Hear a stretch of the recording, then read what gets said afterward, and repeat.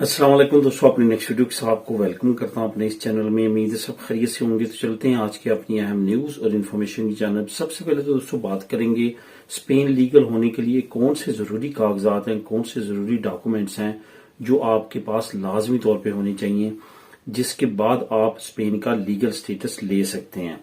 इस पे बात करेंगे क्योंकि इस पे कुछ दोस्तों के कमेंट्स आए हैं, इस पे डिटेल से आपको इन्फॉर्म करूंगा। उसके बाद अरेगो फार्मासियोन के कोर्सेज की एक नई लिस्ट जारी की गई है, जो आपको उसके बारे में कुछ मालूमात और उसका लिंक प्रोवाइड करूंगा।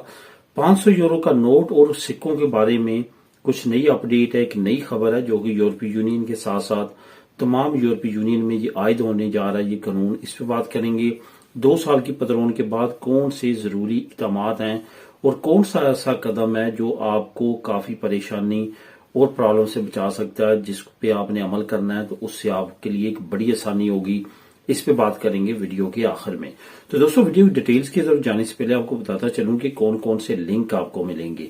एक तो अरेगो फार्मासियोन की जो कोर्सेज है इसकी लिस्ट का लिंक आपको लिंक नंबर 1, और दूसरा 500 यूरो नोट और सिक्कों के बारे में जो न्यूज है इसका लिंक नंबर 2 आपको डिस्क्रिप्शन में मिल जाएगा, जिनको आप क्लिक करके खुद भी रीड कर सकेंगे।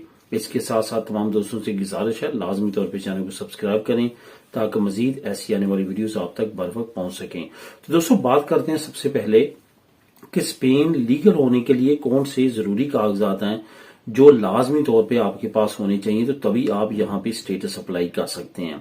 ये याद रखें कि जब हम अपनी कंट्री से बाहर निकलते हैं तो हमारी आउट ऑफ कंट्री जो हमारी सबसे बड़ी शनाख्त होती है वो हमारा पासपोर्ट होता है, जिससे पता चलता है कि ये बंदा किस मुल्क से बिलोंग करता है और इसकी आइडेंटिटी क्या है। मुल्क के अंदर तो हमारा आईडी कार्ड होता है, लेकिन जब मुल्क से हम बाहर निकल जाते हैं तो फिर हमारा पासपोर्ट ही हमारा आईडी कार्ड और हमारी शनाख्त होती है।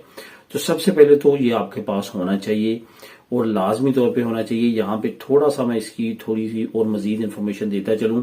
अगर तो आप मुख्तलिफ कंट्री से आए हैं और आपके पासपोर्ट पे डिफरेंट कंट्री का वीजा लगा या एक ही कंट्री का लगा, स्पेन का वीजा नहीं है, किसी और यूरोपीय यूनियन की कंट्री का, वो स्टूडेंट वीजा हो सकता है, वर्क परमिट हो सकता है, विजिट वीजा हो सकता है, तो फिर आपने ये कोशिश करनी है कि जब आपका 2 साल कंप्लीट हो जाए तो फिर आपने अपने पासपोर्ट को चेंज करवाना है। उसका बेनिफिट क्या होगा?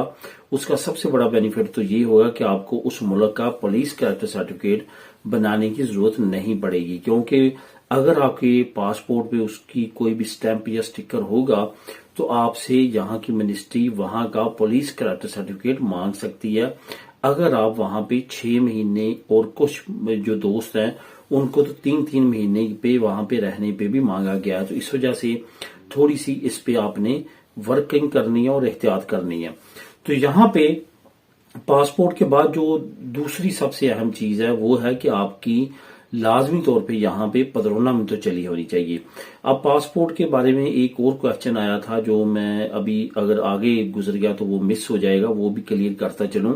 एक दोस्त ने कहा कि हमारा जो पासपोर्ट है जब जब हमारी पहली पदरोन होती है वो हमारे और पासपोर्ट पे होती है, जब अगर हम वो तब्दील कर लेते हैं तो फिर क्या हम उसी नए पासपोर्ट पे डॉक्यूमेंट जो है वो सबमिट करवा सकते हैं और नए पासपोर्ट पे हमारी पदरोन जो पिछले पासपोर्ट पे हुई थी क्या वो कारआमद रहती है? तो आपने देखा होगा कि जो आपका पासपोर्ट नया बनता है उसके नेक्स्ट पेज पे पुराने पासपोर्ट का नंबर दर्ज कर देते हैं, उससे पता चलता है कि इसका पुराना पासपोर्ट ये था। तो इस वजह से मिनिस्ट्री भी वो चेक कर लेती है, उसमें कोई भी किसी तरह का प्रॉब्लम नहीं होता। पदरोना में तो पिछले पासपोर्ट के नंबर वाली भी आगे कंटिन्यूसली आपके काम आती रहती है।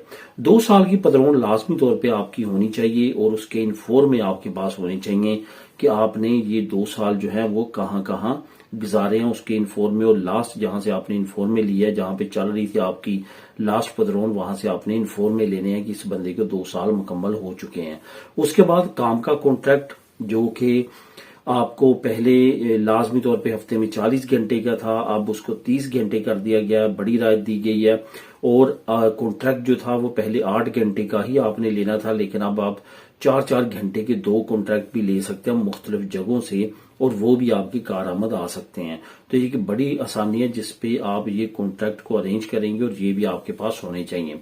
उसके बाद एक बहुत अहम डॉक्यूमेंट है वो है पुलिस कैरेक्टर सर्टिफिकेट, जो कि आपकी होम कंट्री से आपका पुलिस कैरेक्टर सर्टिफिकेट मांगा जाता है ताकि आपके कैरेक्टर को चेक किया जाए। आजकल इस पे काफी ज्यादा جو ہے وہ ورکنگ کی جا رہی ہے اور کافی زیادہ چیکنگ ہے، جو کہ ابھی کیونکہ آن لائن بھی ہو چکا ہے، پوسٹل کے بعد ساری چیزیں جو ہیں وہ بڑی احتیاط کے ساتھ چیک کی جاتی ہیں، کیونکہ کچھ ایسے کیسز پکڑے گئے تھے جو کہ کریمنلز تھے اور یہاں پہ پیپر لینے میں کامیاب ہوئے۔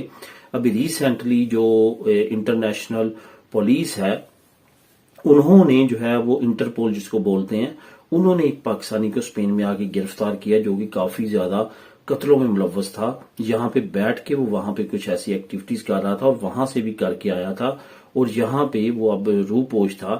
تو اس وجہ سے ایسے واقعات جو ہیں وہ بہت زیادہ متاثر کرتے ہیں یہاں پہ رہنے والوں کے لیے، اور یہی وجہ ہے کہ یہ پولیس کیڈر سرٹیفکیٹ کو بہت زیادہ اہمیت دیتے ہیں۔ تو اس پہ جو ہے وہ آپ کو لازمی طور پہ یہ اپنی ہوم کنٹری کا بنوانا ہے، اور وہ بنوا کے آپ نے ساتھ سبمٹ کروانا ہے، تو تبھی آپ آگے اسپین کا سٹیٹس لے سکیں گے۔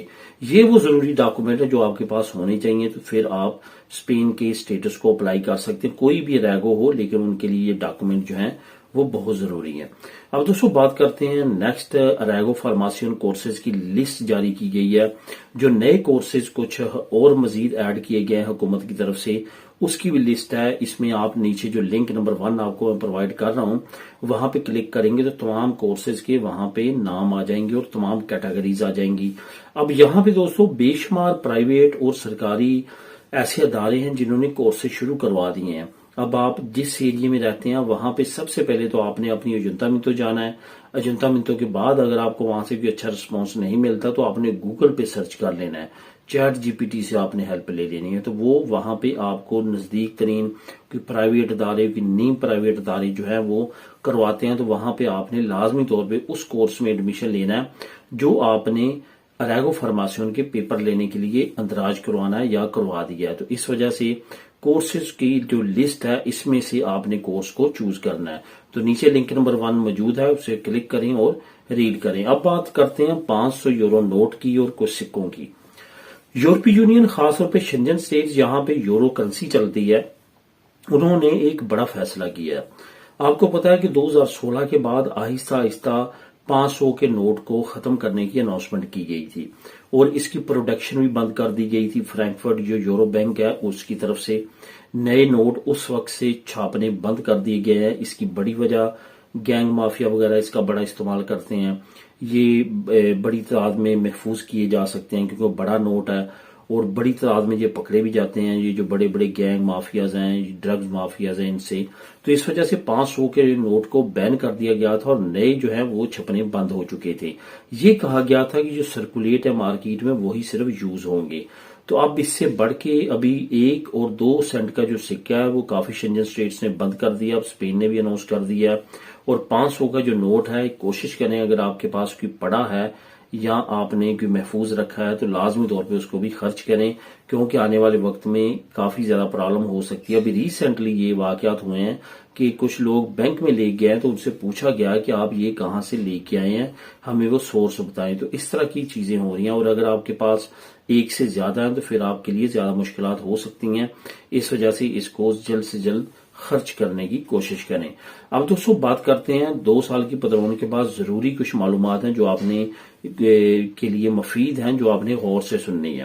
ہوتا کیا ہے، ایک بندہ فرسٹ ٹائم آتا ہے اسپین میں، اپنی پدرونا میں تو کرواتا ہے فار ایگزامپل بارسلونا میں، پھر وہ 6 مہینے بعد اس کو کام ملتا ہے میڈرڈ میں، وہ وہاں چلا جاتا ہے اور وہاں پہ جا کے کام کرنا شروع کر دیتا ہے، اور 1 سال وہ میڈرڈ میں رہتا ہے اور پدرونا میں تو بھی وہاں پہ اس کی ٹرانسفر ہو جاتی ہے۔